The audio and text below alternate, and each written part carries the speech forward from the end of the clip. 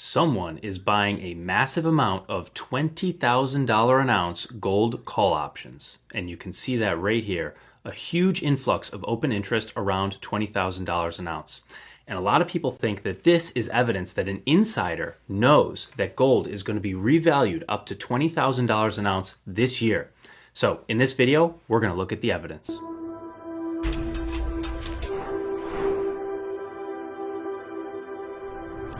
So let's see what we have in the chart here. This is COMEX December Gold Option Open Interest by Strike.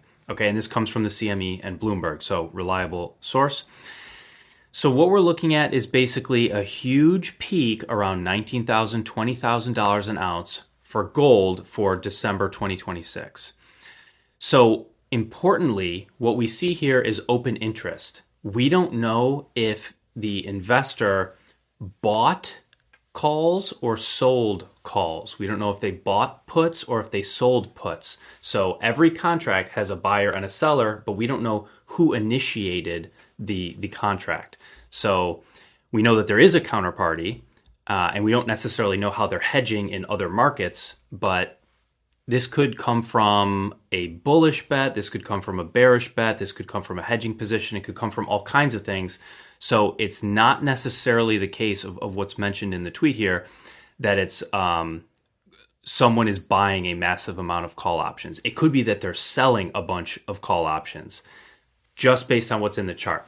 Now, someone asked Grok what is going on here, and this is what Grok had to say.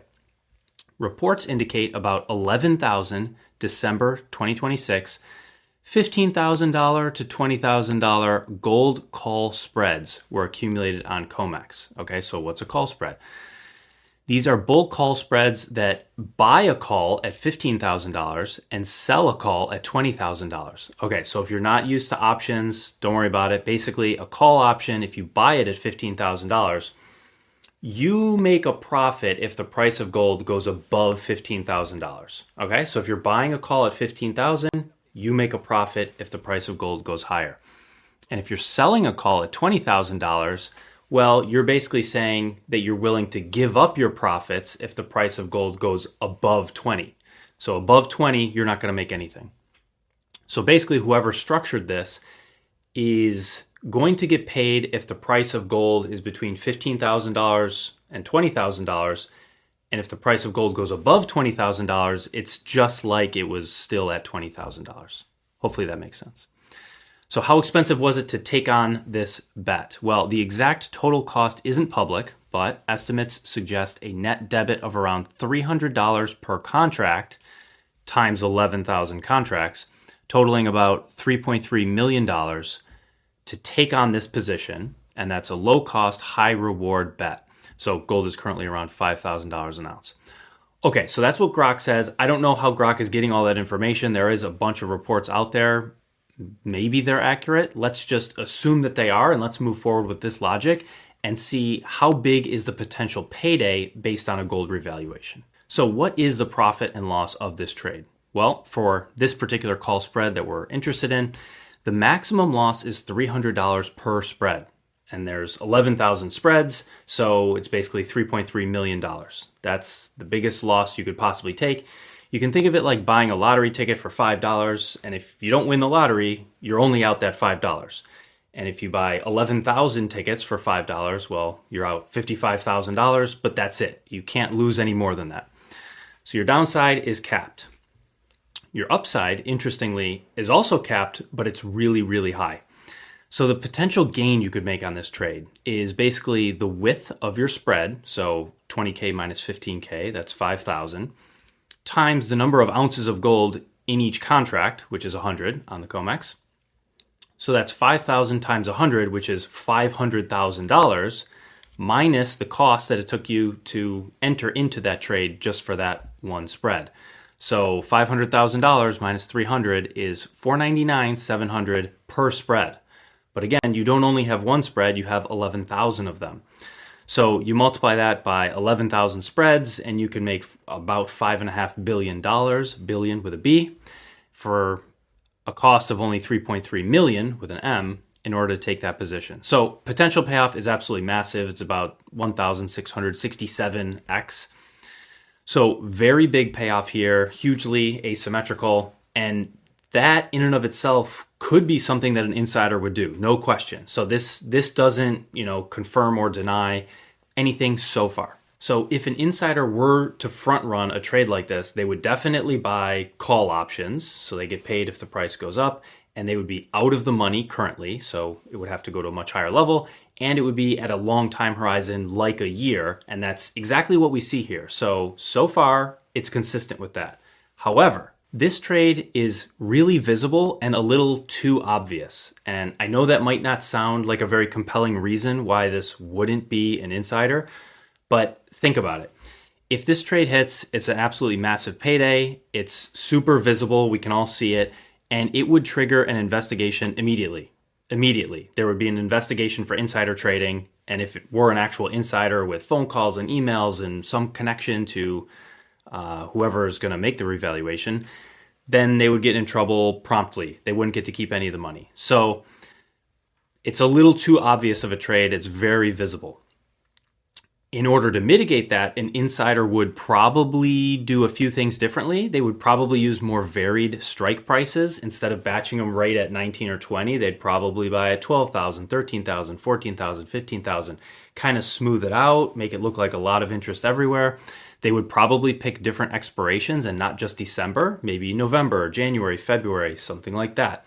Possibly even February 2027, just buy something that's exactly a year out. And they probably wouldn't cap the upside. I mean, maybe they would. Maybe they would. If they know it's going to get revalued exactly to 20,000, they might be willing to cap the upside because they don't need it. So maybe that's not that compelling of a point, but we probably would see more variety and diversification to try to at least disguise the trade a little bit. We would also probably see them using different layered accounts, and we just don't see that so far. So you might say, okay, maybe this trader has the regulators in his back pocket. Maybe he doesn't need to disguise all this. I hear you. That is absolutely a valid point. And so I would say to that, if that were the case, we wouldn't see matching put volume.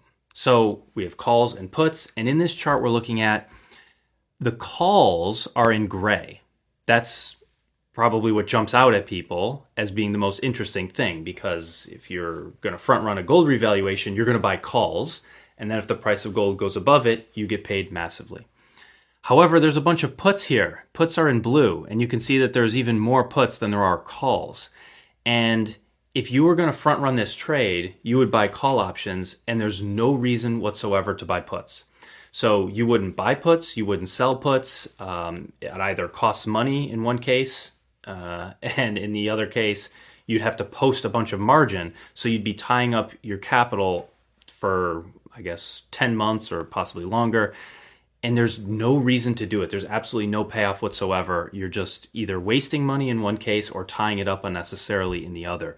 So it just doesn't seem to me like we would see so many puts, open interest, if this were just an insider. And if this were an insider, we would see evidence cropping up in other markets, whether it's bonds, foreign exchange markets, credit markets, and we don't see anything unusual happening in those markets yet, and it's already been a few days. So probably so far, we don't really see enough evidence to say, like, this is definitely an insider front running. It seems more innocuous, still a little anomalous, but more like a hedge fund or some other fund mitigating some risk rather than an insider front running a gold revaluation.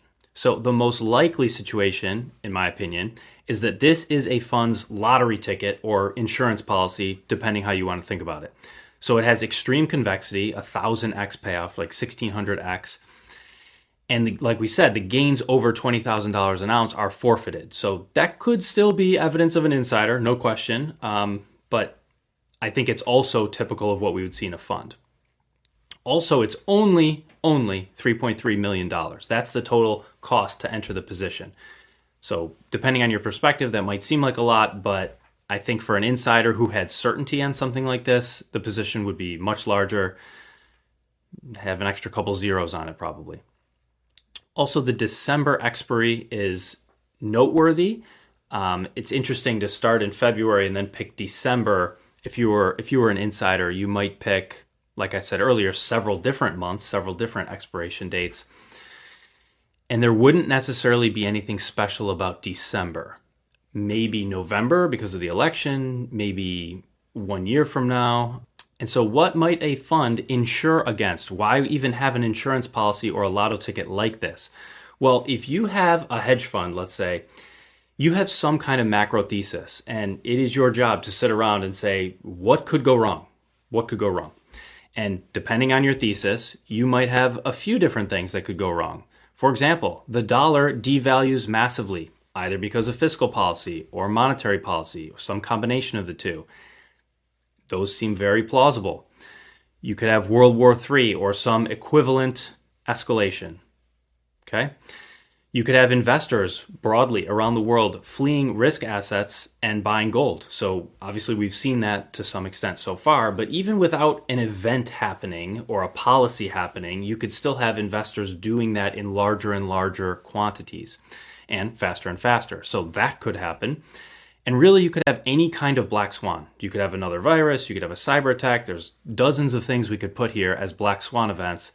And each of these could lead someone to choose gold. So gold is very rational and logical to have in your portfolio.